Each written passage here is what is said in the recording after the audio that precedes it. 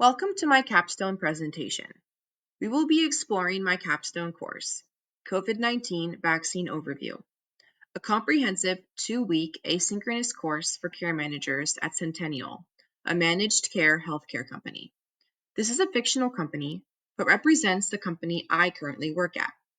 I chose to create a course on the COVID-19 vaccine because it relates to my job, my passion for science, and my contribution, no matter how small, in helping make our world a safer, healthier place to live.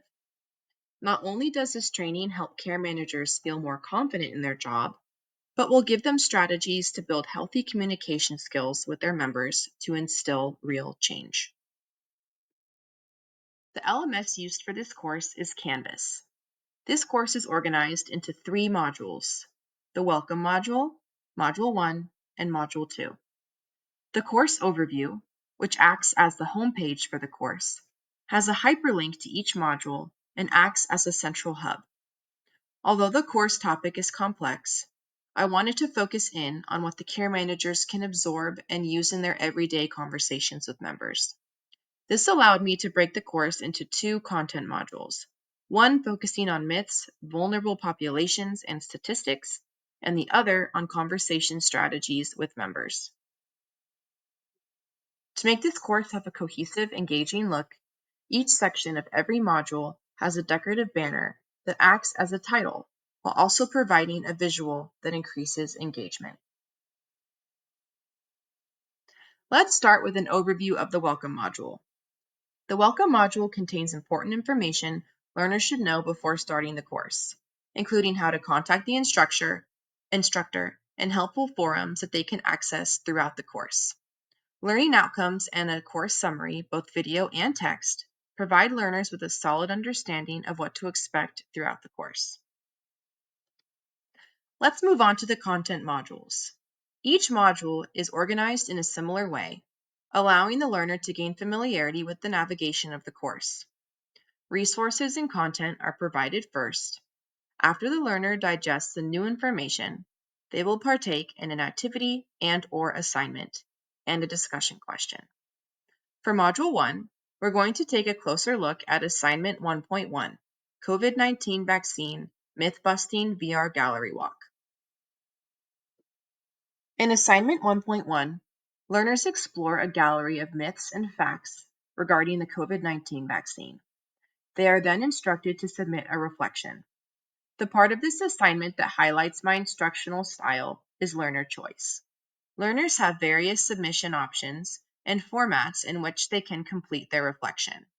I believe that giving choice to learners, especially adult learners, allows for increased engagement in the topic and higher retention of information. This assignment also has a holistic rubric with specific qualifications for each criteria. Another example of learner choice in this module is the discussion prompt. Learners can choose which articles they resonate with most to complete this assignment. They can also collaborate with other care managers in this discussion forum.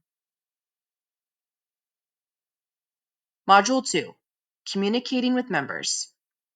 In this module, we take the learning a step further by applying what we learned to real-life situations. This is another example of my instructional beliefs, that people learn best when they can apply their learning to situations that reflect real experiences.